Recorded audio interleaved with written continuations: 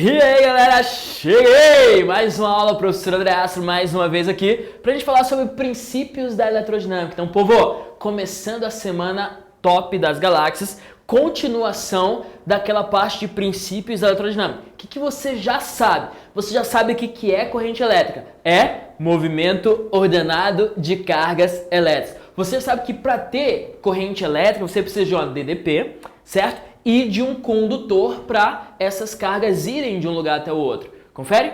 Beleza. Já sabe como calcular corrente elétrica. Como calcula corrente elétrica?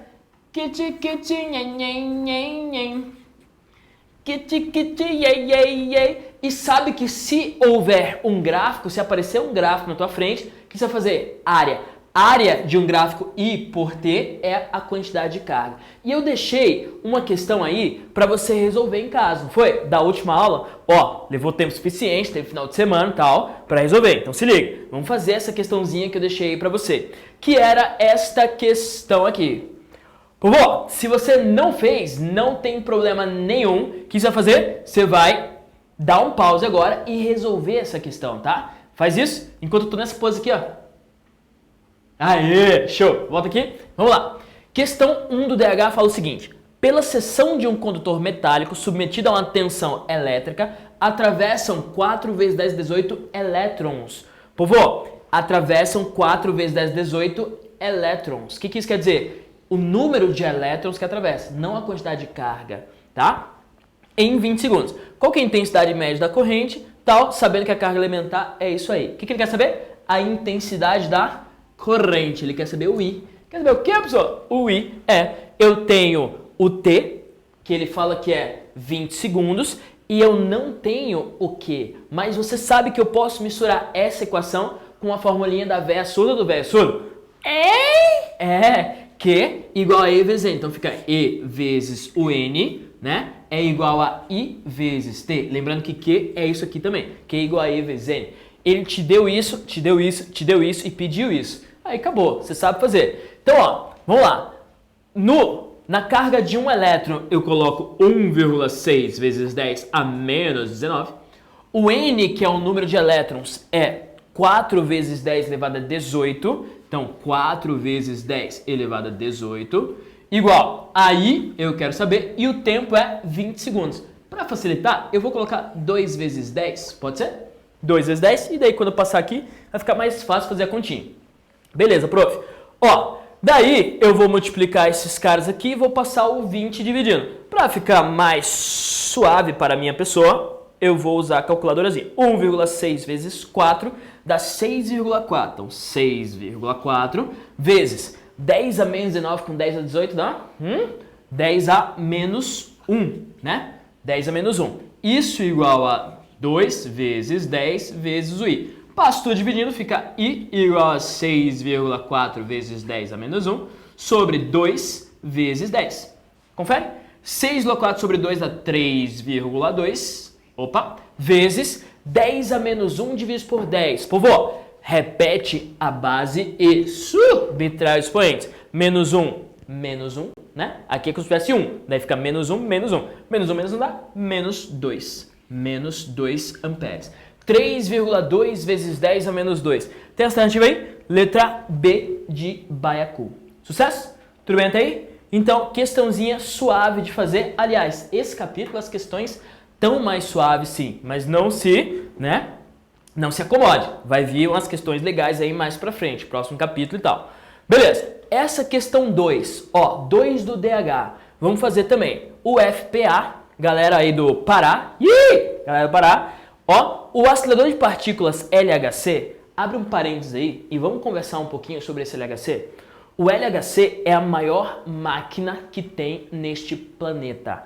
Meu, o negócio é absurdo. Onde que ele fica, prof? Ele fica lá na Suíça, fronteira ainda com a França. Então, ele pega 2 países, esse LHC. O que é isso? É um acelerador de partículas. É o grande colisor de hadrons. É o LHC, Large Hadron Collider. Pois é. O que é isso, prof? Ele é uma tubulação que fica 100 metros para baixo da Terra. Ele tem 27 quilômetros de extensão. E a ideia é você colocar lá dentro desse tubão um elétron. ou um próton, que seja, e você acelerar este próton numa velocidade muito próxima à velocidade da luz. Professor, para que a gente quer fazer isso? Para quê? A gente coloca outro próton lá dentro, acelera numa velocidade próxima à velocidade da luz para o outro lado e faz os dois colidirem. Para quê? Para saber o que tem dentro, para saber o que forma toda esta matéria aqui. O que a gente descobriu até hoje? Eu não sei se você está ligado, mas do jeito que a química tem a sua tabela periódica, a física ela também tem uma tabela, É uma tabela de partículas elementares. Tem elétron como sendo uma partícula elementar, tem 6 tipos de quarks, tem leptons, enfim, tem uma tabelinha com várias partículas elementares. Partículas elementares são as partículas que formam coisas. Elas não são formadas por nada. Fechou? Olha que doideira. Para você ter uma noção da importância desse lugar, foi de lá que surgiu a internet. Pronto, falei tudo, acabou. Ponto final. Sacou? Então, ó, tá, recebeu da imprensa vários adjetivos superlativos. A maior máquina do mundo, eu acabei de falar isso, né? O maior experimento já feito. E, cara, é sensacional. Esse lugar é sensacional. O Big Bang recriado em laboratório. Olha só, que legal. Tá, para citar alguns. Quando o LHC estiver funcionando, ele já está funcionando, tá? Essa questão é 2011. Então, hoje ele já está em funcionamento. Muito legal, inclusive, se você coloca na tua lista de coisas para fazer antes de morrer. Conhecer o CERN, que é o lugar que fica esse LHC aí. CERN. Tá. Estiver funcionando a plena capacidade, um feixe de prótons percorrendo o perímetro do anel circular do acelerador irá conter 10 elevado a 14 prótons. Então eles colocam lá dentro, por exemplo, 10 elevado a 14 prótons. Cara, é próton pra caramba, mano. Tá, efetuando 10 a 4 voltas por segundo. 10 a 4 voltas por segundo. Tá? Considerando que os prótons preenchem o anel uniformemente, identifique a alternativa que indica corretamente a corrente elétrica que circula pelo anel, sendo dado a carga de um próton 1,6 vezes 10 a menos 19. Isso aqui você já sabia, né? Beleza. Tá, vamos lá. Ele quer saber a corrente elétrica quando eu faço isso aí, né? Professor, eu tenho 10 a 14 prótons efetuando em 1 segundo 10 a 4 voltas. Olha só, olha só. Para eu saber a corrente elétrica, eu preciso saber do tempo, segundo, 1 segundo, beleza? E da quantidade de carga que passa por aqui em 1 segundo. Ó, se liga, eu quero saber a quantidade de carga que passa em 1 segundo. Só que em 1 segundo eu tenho 10 a 14 prótons dando 10 a 4 voltas. Então, o número de prótons que eu conto em 1 segundo é 10 a 14, ó, fazer aqui, 10 elevado a 14 vezes 10 a 4. Confere? Em 1 segundo eu vou contar esse número de prótons aí, porque ele consegue fazer isso aí tudo em 1 segundo. Então fica 10 a 18 prótons. Fechou? 10 a 18 prótons. Sabendo disso, vamos lá. Eu vou mudar meu flip chart para poder ter mais espaço, tá? Vamos lá. Eu quero saber a corrente, né, prof? É kit. Tá, quero saber o I. Eu tenho o tempo, que é 1 segundo. E a carga eu não tenho. Porém, eu posso calcular a carga pela formulinha da véia surda ou do véia surdo. Que? Essa aí mesmo. Fica I vezes o T. Beleza. O número de prótons a gente já contou. 10 elevado a 18, né? 10 elevado a 18. A carga de um próton eu tenho, que é 1,6 vezes 10 a menos 19. 1,6 vezes 10 a menos 19. O I eu quero e o tempo é 1 segundo. Tudo isso acontece em 1 segundo. Fechou? E daí é só multiplicar ali, né? E vai dar 1,6 vezes 10 a menos 19 com 10 a 18 dá quanto? 10 a menos 19 com 10 a 18 multiplicado dá 10 a menos 1, né? 1,6 elevado a 10 a menos 1 ampere. Sucesso? Beleza? E daí? Resposta. 0,16. Tem alternativa aí? Deixa eu ver. 0,16 amperes. Está aqui, ó. Letra A de Andrezinho. Professor. Letra A. Show? Tudo bem? Mas, tá, povo. A gente fez 2 questões, corrigimos. Qual que é o teu objetivo? É fazer o resto das questões, tá? Só que eu vou utilizar esse tempo que me sobra dessa aula para te mostrar uma questão que vai te abrir a mente para outras coisas. Então agora é para você virar mais cabeçudão, tá? Presta atenção. Ó, essa questão aqui é o desafio Master. É pra gente fechar isso aí, tem o desafio Master. E o desafio master fala o seguinte, ó, antes de passar por um processo de amplificação do sinal, o fluxo de partículas beta, gerados por decaimento radioativo e capturados por um detector de partículas, está representado pelo gráfico. Olha só, a seguir. Sabendo-se que uma partícula beta tem a mesma carga, tá? Mesma carga que um elétron. Então, uma partícula beta, mesma carga que um elétron. Da análise desse gráfico, pode-se estimar que para o intervalo de tempo considerado, a intensidade média da corrente no detector pode ser expressa em amperes e vale quanto? Ele quer saber a intensidade da corrente no detector, né? Beleza. Por que eu trouxe a questão para você e por que eu vou ficar o resto da aula falando essa questão? Porque assim, ó, nessa questão ele trouxe um gráfico diferente. Ele não trouxe um gráfico que é I por T, né? Não tem I aqui, tem fluxo. E eu queria te mostrar uma coisa muito importante, que é o seguinte. Tem 3 maneiras de você interpretar um gráfico na física. Olha pra cá, que agora o assunto é pancadaria. Existem 3 maneiras de você interpretar um gráfico na física, tá? A primeira maneira é olhando, normal. Eixo Y fala do fluxo, eixo X fala do tempo. O fluxo está aumentando, fluxo fica constante, fluxo diminui. Essa é a primeira maneira. Essa é o que a gente mais faz, tá? A segunda maneira é a inclinação. A inclinação dessa linha também te fala coisas que não vem ao caso agora.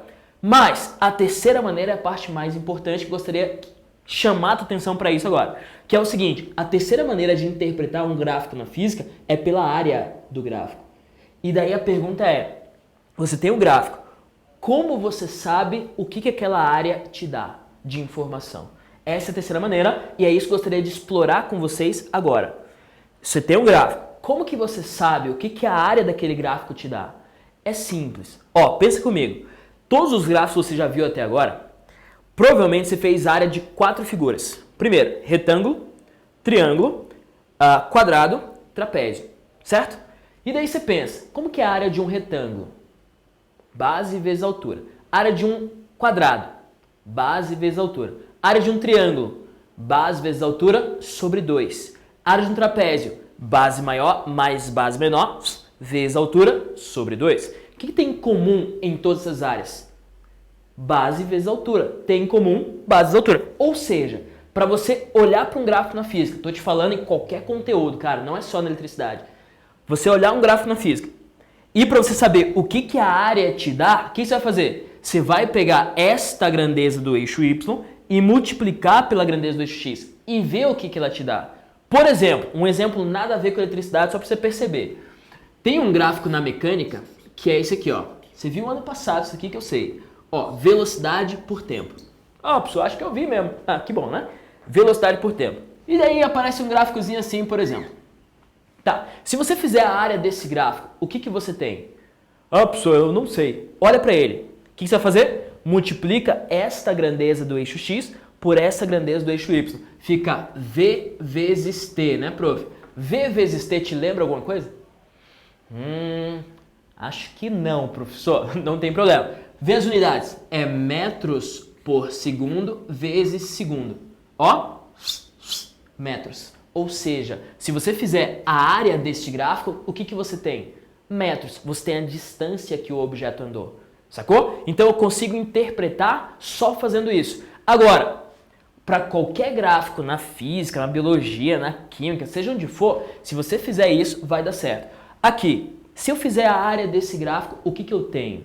Pensa comigo, ó. Eixo Y é fluxo, que é número de partículas por segundo, e o tempo, que é o número de segundos. Então, ó, se eu pegar eixo Y, que é o número de partículas por segundo, e multiplicar pelo eixo X, que é segundos, eu vou ter o número de partículas. Ou seja, se eu fizer a área deste gráfico, eu vou ter o número de partículas. Tudo bem? Fechou? Mas, se eu fizer a área do gráfico, eu vou ter o número de partículas. E é isso que eu vou fazer para resolver essa questão.